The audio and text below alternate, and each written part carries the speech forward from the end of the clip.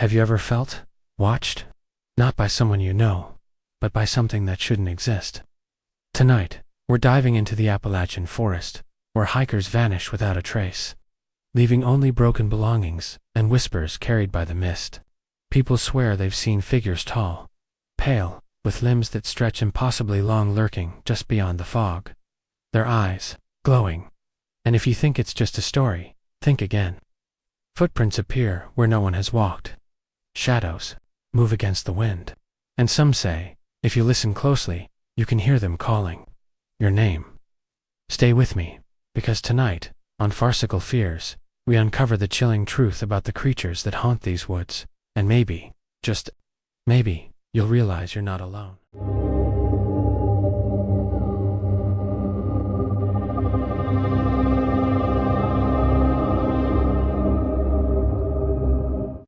Let's move to our story. The Appalachian Mountains had always been a place of quiet majesty, the kind that drew hikers, campers, and thrill-seekers from all over the country. For Jake and his group of friends, the dense, rolling forests promised the perfect escape from their mundane city lives. They had planned the trip for months, poring over maps, camping guides, and survival blogs, convinced they could handle whatever the wilderness threw at them. What they hadn't considered, what no guidebook would tell them, was that some forests hold more than just trees. The first day was idyllic. Sunlight filtered through the leaves in dappled patterns, birds chirped, and a gentle breeze carried the scent of pine and wet earth. Laughter echoed around the small clearing where they pitched their tents, and the crackling fire at night became a gathering point, stories exchanged over the warmth of the flames. It wasn't until the second night that something began to shift. At first it was subtle, a snap of a twig in the distance, too deliberate to be just an animal. A fleeting shadow between the trees that didn't belong to any of them. Jake, the most adventurous of the group, laughed it off. Probably just a deer, he said, shaking his head as if to dismiss the creeping unease. But when he left to gather firewood, his absence stretched longer than usual. The forest seemed to close in around the remaining friends, a suffocating, almost sentient presence that made every rustle feel like it was aimed at them. They called for him, their voices bouncing back eerily from the surrounding trees, unanswered, and then they saw it. Carved into a massive oak near the edge of the clearing was a symbol none of them recognized, jagged, almost clawed into the bark, with an unnatural symmetry. It was simple, yet horrifying, like a warning left by something ancient and malevolent. Panic set in. Their laughter had vanished, replaced by cold dread and the primal instinct to flee. The night deepened, whispers began to weave through the trees. Soft and unintelligible at first, then clearer. Jake's voice calling out, distant and desperate.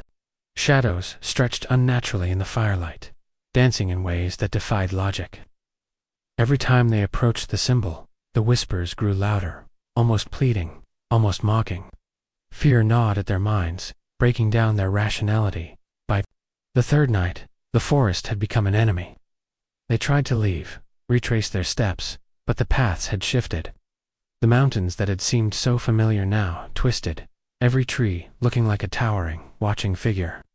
Sleep brought no relief. Dreams of Jake, trapped in the undergrowth, reaching for them, bleeding into the reality around them. Every sound, a rustle, a distant scream. The snapping of branches was magnified, confirming the creeping terror they tried to deny. It was during one of these frenzied attempts to escape that the full horror revealed itself. From the corner of the clearing, a silhouette emerged, indistinct but undeniably human. At first, they thought it was Jake. Relief surged, but it was short. The figure moved with a jerky, unnatural gait, the firelight catching the glint of something metallic in its hand, and the symbol on the tree seemed to shimmer as if alive. Their screams pierced the night as the silhouette advanced, and in the confusion, one of the friends tripped, disappearing into the darkness. The whispers crescendoed into a chorus of horrifying, inhuman laughter. By dawn, only 3 remained. Huddled together, eyes wide, silent except for the ragged breathing that seemed too loud in the unnatural stillness. The forest had reclaimed. The clearing, the fire was reduced to cold ash, the symbol gone, and Jake. There was no trace, No sign of struggle, no clue, only the memory of his voice calling from the shadows. They stumbled back down the mountain, shaken, forever changed. Carrying a story no one would believe. A warning hidden in the folds of the Appalachian wilderness. Some hikers claim that if you wander too deep after dark, you can still hear the whispers, calling, beckoning, and maybe, just maybe, some forests don't forget the people who dare enter. The descent from the mountains was a torturous ordeal. Every shadow seemed to slither toward them. Every whisper of wind carried voices that weren't there. The three remaining friends, Sarah, Matt, and Leo, stumbled over gnarled roots and jagged rocks. The forest around them alive with subtle, sinister movements. Leaves rustled without wind, branches snapped with no discernible source, and the faint traces of fog began to curl around their ankles like the fingers of something reaching up from the earth. They didn't speak much, each afraid that words would summon whatever haunted them. Hours passed in this terrifying march, but the mountains offered no mercy. Paths twisted unnaturally, leading them back to clearings they had already fled. One such clearing held the remnants of their camp, but it was altered in a way that defied logic. Their tents were shredded, as though clawed from the inside, and the symbol carved into the oak now glowed faintly, pulsating as though breathing. Their hearts raced, but curiosity, or perhaps desperation, forced them closer. The whispers rose again, louder now, forming discernible words. "He belongs to us." Panic took hold. Leo tried to run, darting toward what he thought was the trail down the mountain, but the forest seemed to stretch endlessly before him.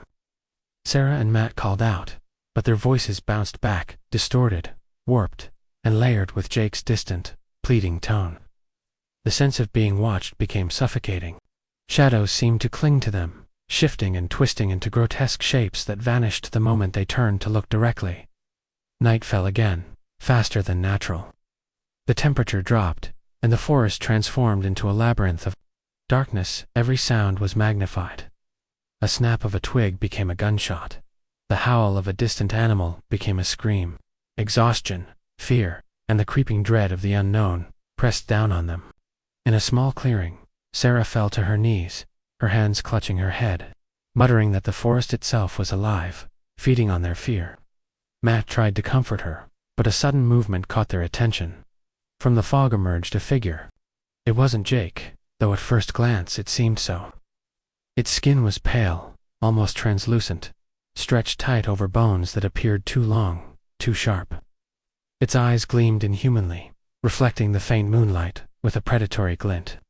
A low, gurgling sound came from its throat, a mixture of mimicry and growl. The three froze, the whispers now chanting, circling them like a swarm of invisible hands. Matt, in a desperate bid to escape, grabbed a fallen branch, swinging at the creature. It didn't react as expected. Instead, it tilted its head, the gurgling, laughter growing louder, echoing through the fog. Shadows rippled across the ground, forming shapes that seemed almost human, but twisted and wrong. As if the forest had claimed them too. Sarah screamed, and the sound seemed to feed the forest, intensifying the unnatural energy that enveloped them. Hours, or perhaps minutes, passed in this nightmarish limbo. Time itself felt fractured, disjointed.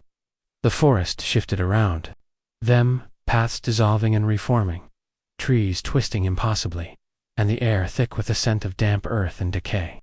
Just when despair threatened to crush them, they stumbled into a narrow gorge that seemed to lead downward. No other choice remained. They plunged into the darkness, hoping for salvation. At the bottom, the forest opened into a small hidden valley. Strange fungi and moss glowed faintly in the darkness, illuminating a path that seemed almost welcoming. Relief washed over them, but it was fleeting. At the center of the valley, Jake's backpack sat untouched, the contents scattered neatly, as if placed there by unseen hands. The whispers had ceased, replaced by a heavy silence that pressed against their ears and chest. Matt picked up a small notebook from the ground.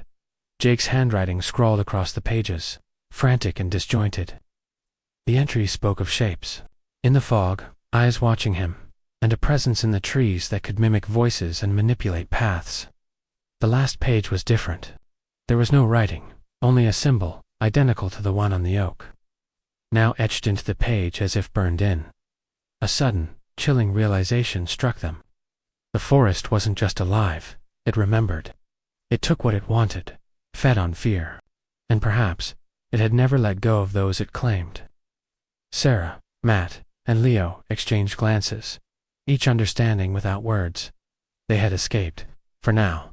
But the shadows lingered, and the whispers would never fully fade, as they finally emerged from the forest, stumbling onto a road where a lone car passed by.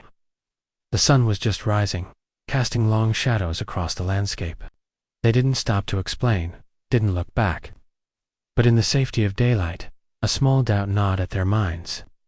Had they really left the forest behind, or had a part of it followed them, whispering and waiting for the right moment? Some hikers later claimed they saw 3 figures emerging from the Appalachian woods, pale, wide-eyed, and muttering under their breath. They never spoke of what they saw. And deep within those mountains, the forest waited, patient, ancient, and hungry, ready for the next unwary souls who dared wander too far from the light.